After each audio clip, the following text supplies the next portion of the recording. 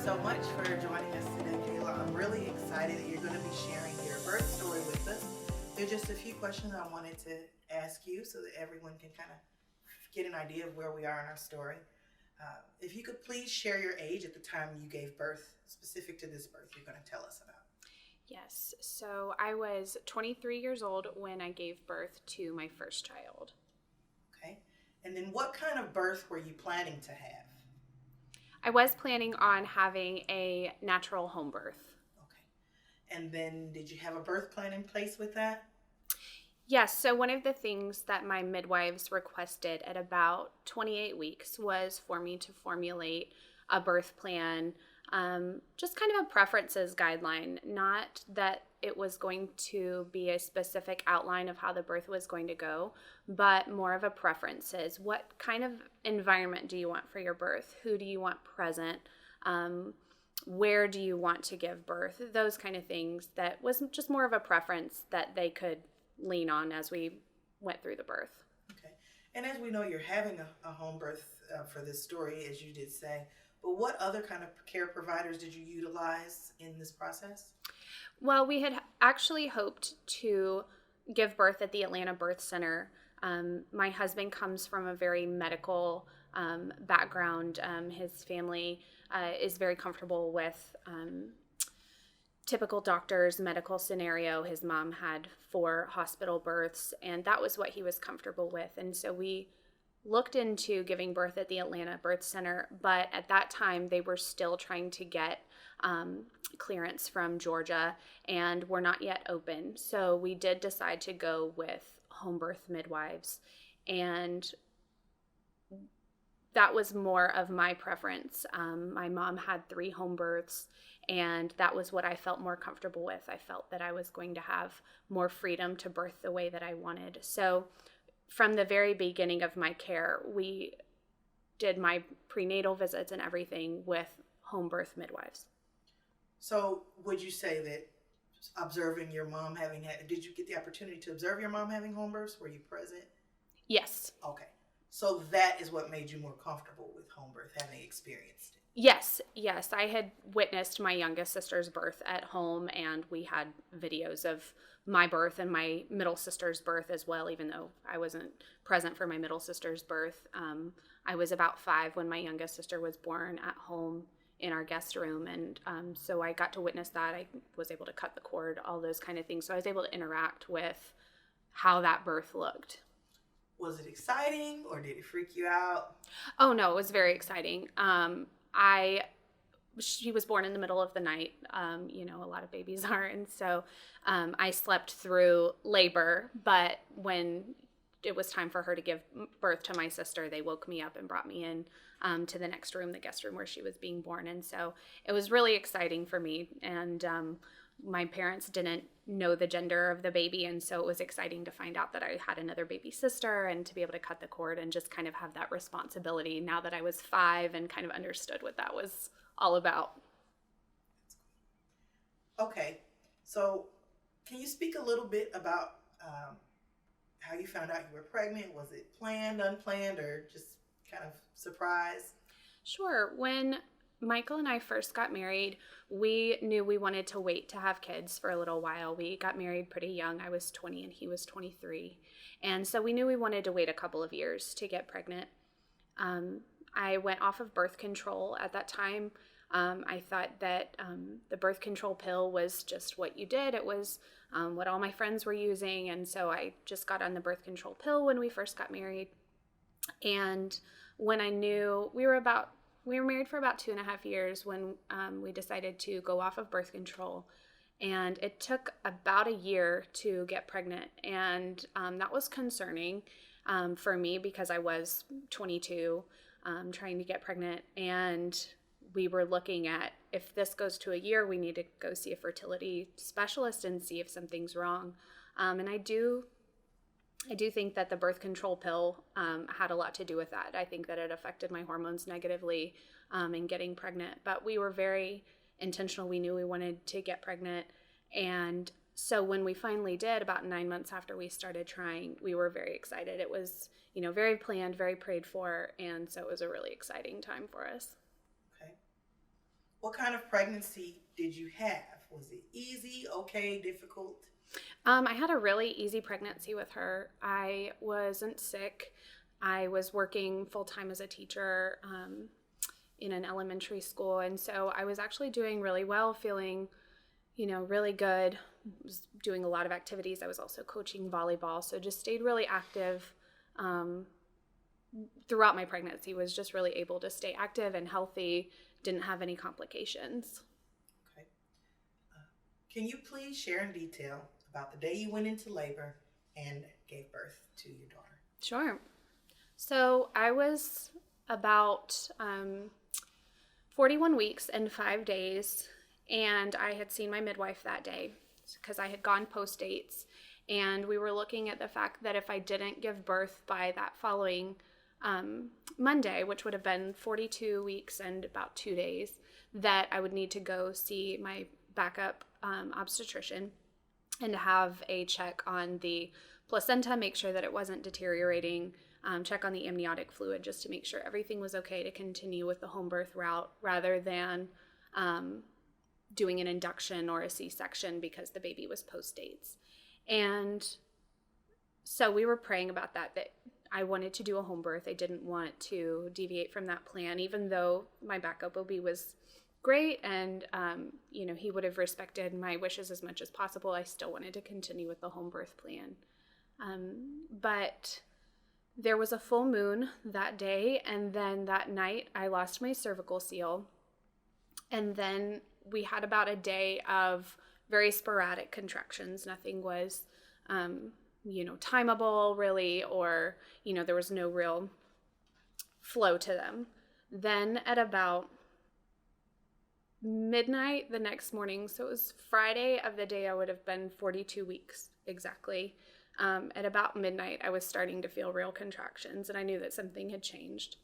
And we called my midwife and let her know that was, happening, that contractions were about 5 minutes apart and they were consistent. And so she told me to go ahead and get into a warm bath and see if that would slow them down or speed them up.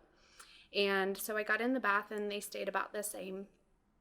And I was expecting the Hollywood, water breaking situation, and it just never happened. My water didn't break, and my baby hadn't dropped, the typical dropping down, feeling like you're holding a bowling ball between your legs. None of that had ever happened, and she was still sitting very high. And I thought it was strange because I was having such strong contractions and my water wasn't breaking and she was still up very high. And so I spent probably the next 12 hours until about noon just having really strong contractions, but that didn't feel like it was hardly going anywhere. My home birth midwife was hesitant to check, to do vaginal exams because of the risk of infection when you're, breaching that. And so she only checked me about 2 times. And so the first time she checked me was when she first arrived at about 3 a.m. And I was at about a 2 or a 3. And then she checked again, probably around noon, and I was still at 5 centimeters, but I felt like I had really gone through the ringer. And she realized that my baby's head was stuck on my pubic bone, and that was causing her not to press on the sac to burst the water, and that was what was causing everything to not really move forward. So I was told to do some kind of elevated lunges, to put my foot up on a kind of low dresser and lunge into that and see if we could get her to shift. As well as my dad's a chiropractor, and he was present at the birth.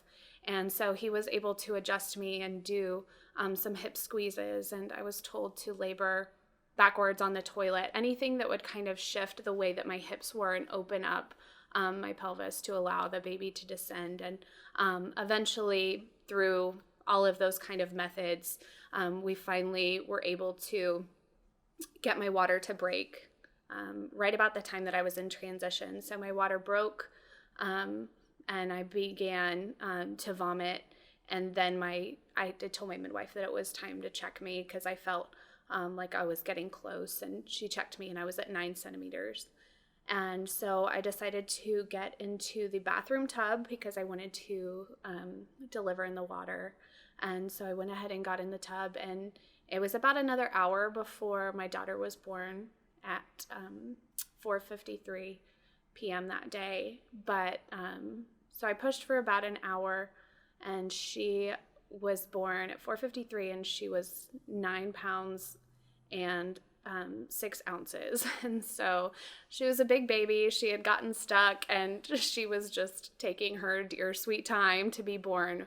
But as soon as she was born, we lifted her out of the water, and she was healthy, crying immediately, and was just rooting for the breast immediately after being born. So it was a really good delivery that, even through kind of some of the obstacles of the labor of her getting stuck and how long it was taking, that she was still able to be born safely, and I was still able to follow the preferences that I had for my birth.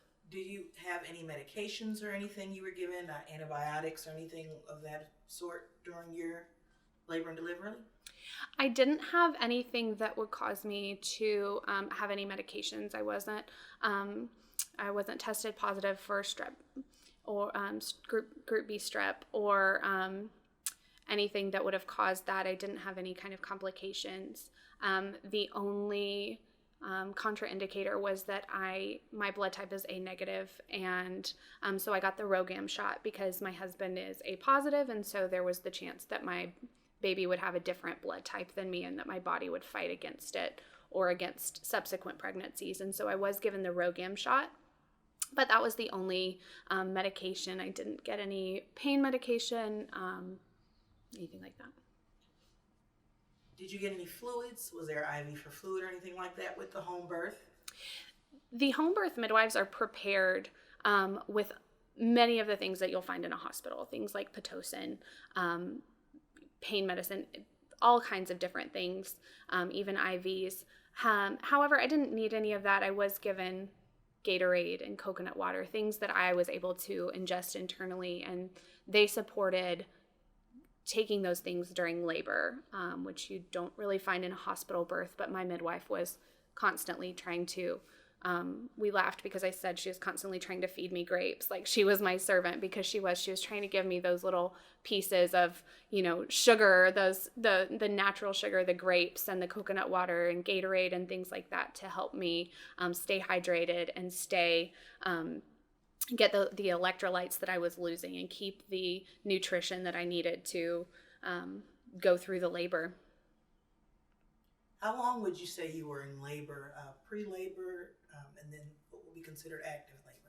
Sure. So I count going into labor at about midnight because that was when I was timing the contractions at about 5 minutes apart, which is the typical kind of, what you hear, the 5 minutes apart contractions. And so I would say that it was about 16 hours in labor from when I count active labor to, the end.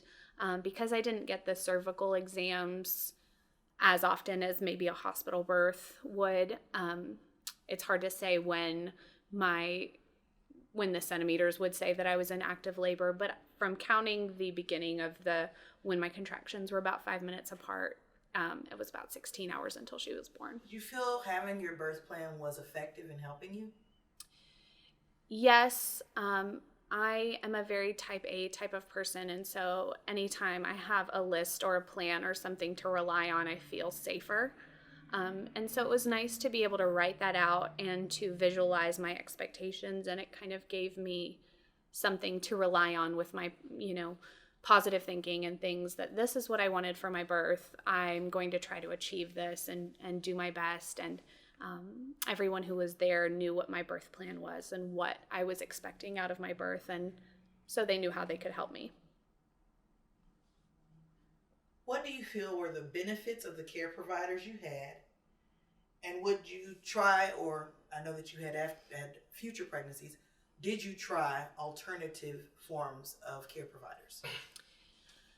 I loved having home birth midwives. I felt that I was never rushed in my sessions, in my prenatal visits, that it wasn't a quick check, get out of my office type of situation that I have experienced with maybe other care providers in other times of my life, whether it was when I was doing gynecological care when I was younger, or just other providers. I felt like they were really taking the time. They set aside an hour-long appointment for each visit to talk with me. They talked to me about my emotional well-being, about how my marriage was going, about how the pregnancy was going. They had me do a food diary, so they were very interested in my nutrition.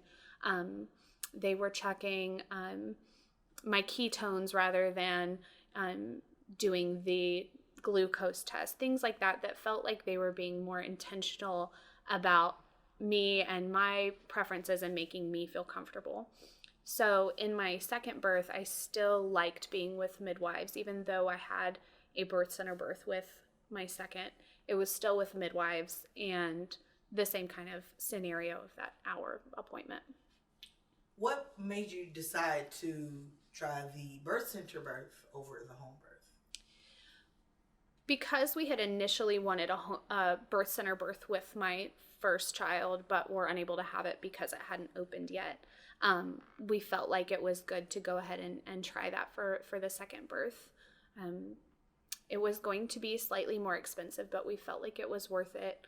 It made my husband feel more comfortable as well because it did have the access to the hospital right across the street, as well as a lot of in-house equipment that even though home birth midwives bring that equipment to your home, he liked that it was, right there at the center, already set up, and that it gave him kind of a sense of peace. So I really could have gone either way, doing a home birth or a birth center birth with the second, but it gave my husband a sense of peace. And so that was important to me because he was my partner in the pregnancy and in parenting. Okay. Knowing that you've had other children as well by now, is home birth something that you would consider again? Or, if you're done, it's kind of like, no. But is that something you would ever consider again? I think we are done, but I would consider home birth. If we were to get pregnant again, I would definitely consider home birth again, just because of the care of the midwives and feeling comfortable being in my own home, not having to leave a place after giving birth. It was nice to just be home with Elliot when I gave birth to her, that they were the ones leaving, that they were leaving me to be with my little family, and we didn't have to go anywhere. I didn't have to pack a bag. I just had a laundry basket in the corner of all the supplies that they would need, but that everything was already set up in the room because it was my home. It was where she was going to be living. So we didn't have to leave. We didn't have to go anywhere. Didn't have to worry about bags. It was just nice to already be where we were going to be. It was nice to just interact in my own space. If I was hungry, it was getting food from the kitchen instead of having it brought in. So it was just little things like that made it a wonderful experience to have a home birth. I think that home birth freaks a lot of people out. Would you say that everything was left clean and in order, or were there additional steps you had to take because it was a home birth?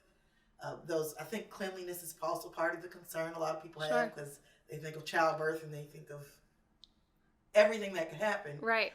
Or how messy it may be. Sure. So can you share a little bit about the home birth experience from how your home is kept? Absolutely. So I was planning on having a tub birth, and so that was going to, contain some of that, but I was moving from bedroom to bathroom, laboring a lot in the bedroom. But the home birth midwives will kind of prepare that with you ahead of time. They give you a list of things that you need to have, and things like that include like shower curtain liners, and you put several different layers on the bed of shower curtain liner, and then a sheet, and then another shower curtain liner, and another sheet, and it just kind of creates those layers of, if something happens on this layer, we can rip it off. We've got another fresh layer that's clean, but also protecting things. They have lots of towels and, a crock pot of warm washcloths ready, things that made it comfortable and made it homey, that it was my towels and my sheets and my washcloths that I was familiar with, my pillows.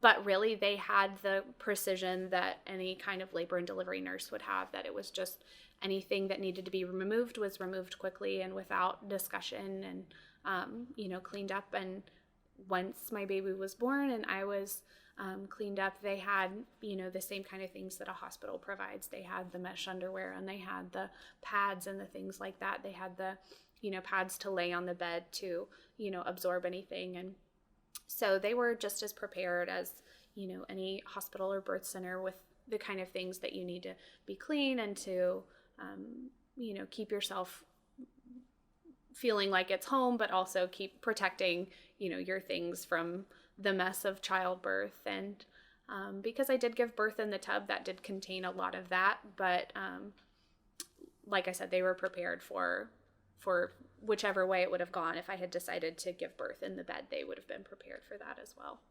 So they prepared for the cleanup behind Yes. it, and you didn't have to stress. Right. And they had me prepare with, like I said, with like a laundry basket of things that were listed on a list of things to have, to have ready and to have prepared for when they got there, and they brought the things that they would need. Okay, Kayla, thank you so much for Yes. sharing your story with us today. We definitely look forward to hearing your other birth story, so everyone can come back to listen to you share that as well. Thank you so much. Absolutely. Thank you so much for having me.